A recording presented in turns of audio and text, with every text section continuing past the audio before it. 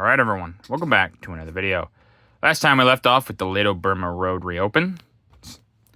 Talking about the reopening of the Lado-Burma Road and giving a huge help to the Chinese with both supplies, potentially men, if I'm not sure if they would supply them here. We don't really talk about this front as much. And also probably helping with a morale boost, because now they know they're going to be able to get supplies from the Americans and the British. We're now on to the Reds capture a Silesian stronghold. January 24th, 1945. Opelin falls. In their lightning advance into German Silesia, the Russians captured Opelin, bulwark of Upper Silesia, on January 24th. By the end of the month, the entire Dobrowa industrial region was in the hands of the Soviets. In the picture above, red tanks roll through the flaming city. You can see the tanks, obviously like they said, rolling through. And then below, Soviet anti-aircraft gunners ward off attacks by German airmen. You can see their anti-air guns.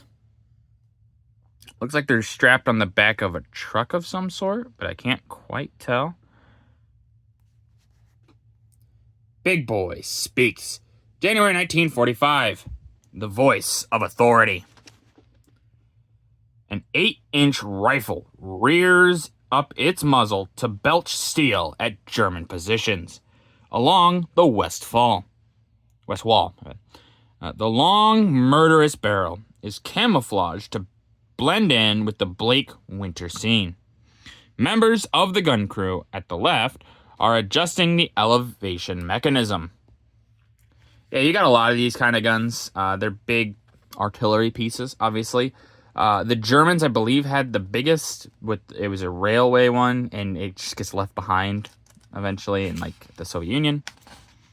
But these are good, and yeah, it's very easy to camouflage. I mean, just look at, you've got all this white snow, and you got these black trees, so a breaking of white and black on the barrel makes it so that people can't see it from the sky, basically. Aircraft. U.S. flyers return to Cavite. January 24th, 1945. Rest in peace, Manila Bay Fortress. On January 24th, land-based bombers of the 13th Army Air Force in the Southwest Pacific struck at Cavite in Manila Bay. Cavite was destroyed by Japanese bombs and American demolitions early in 1942, but the important naval base was completely rebuilt by the Japanese. The attack, pictured here, was the first by land-based bombers against Cavite. You can see all that being destroyed. Yeah, they talked about this in an earlier book, I believe, probably the second or first or second. And yeah, it's this big fortress that they have in Manila Bay. It holds out for quite a while, but it eventually has to get destroyed. The Americans destroy it. Red guns nip at Nazi heels. January 1945. Battering East Prussia. The first great surge of the Russian winter offensive carried the Russians into East Prussia, where they took the fortress city of Tannenberg on January 21st, and Insterburg and Alstein the following day. Russian artillery played an important role in the spectacular gains. Above, long-range gun shells retreating Nazis in East Prussia. Below, artillery pounds at Czech fortifications. Yeah, you can see they're talking about the Soviet advance in the winter, and the Soviets are moving pretty quick. They're going to get to Berlin quicker than the Western Allies. And so you're seeing the Germans are trying to hold on to whatever they can, but they don't have the men, they don't have the resources, they don't have anything. And so they just have to keep falling back and falling back and falling back and falling back. And all these gains are being made by the Soviets, and it's just, the writing's been on the wall.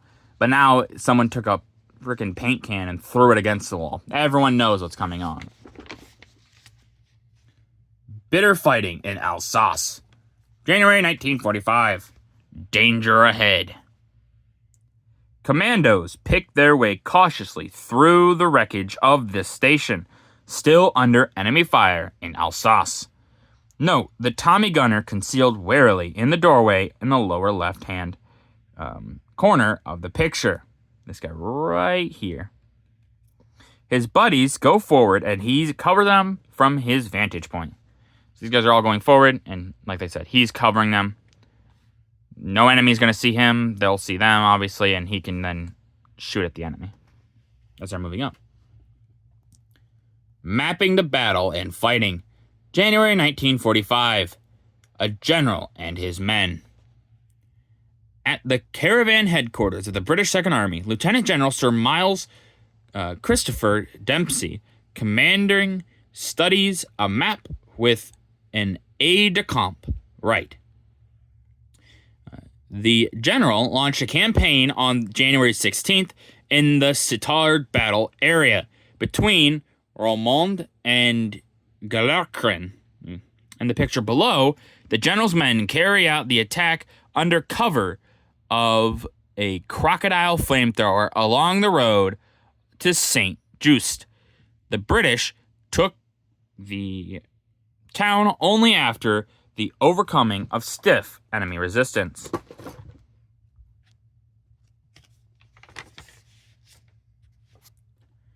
A Soviet woman at war.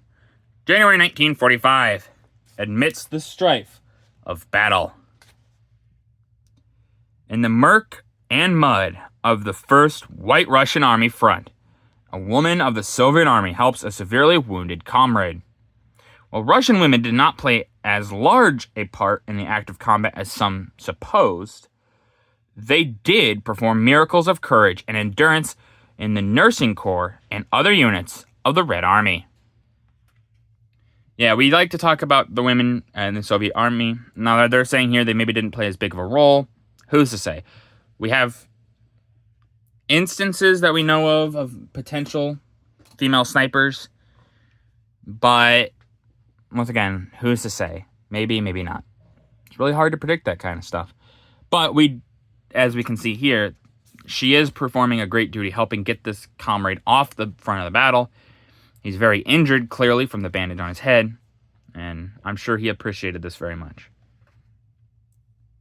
The Doughboys attack in Belgium. January 26th, 1945. Run gauntlet of fire. By the end of January, Field Marshal von Rundstedt's thrust into Belgium had been turned back, and the Yanks were again on the move against the Siegfried Line. Here, two Yanks dashed forward under enemy shellfire in Mont-Auban, Belgium. The house at the left has just been struck as the Doughboys skirt the crumbled masonry, still smoldering from the hit. Yeah, von Rundstedt's thrust, as we've talked about, it's a good idea, but it doesn't actually lead to anything. If anything, it actually leads to Germany losing quicker, because they don't have these men, these experienced men, the supplies, any of it, and instead it just gets left behind or gets destroyed. And so it was just a worthless venture.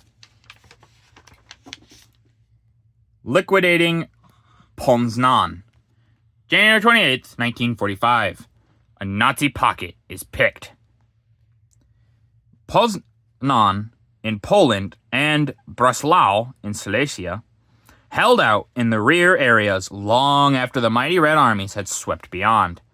But the Russians left troops behind to hack at these pockets until their eventual capitulation. Soviet Tommy gunners and artillerymen are shown dislodging the Nazis from strong points in the streets of besieged Poznan. Yeah, so you can see the Tommy gunner there. See actually a few of them. They're marching out the door, just in case. And you can see right here that they're talking about the artillerymen. Probably shelling down a Nazi strong point, or who knows. They're shelling down the street, clearly, because they're down a street. Down that way. Playing hide and seek with Jerry. January 1945. Looking for booby traps.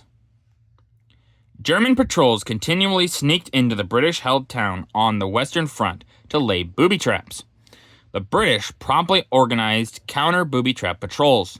As this British patrol goes on the prowl for the hidden explosives, the Jerrys let go a bomb from a mortar and the Tommies hit the ground. The Nazis laid the booby traps under a cover of nightfall.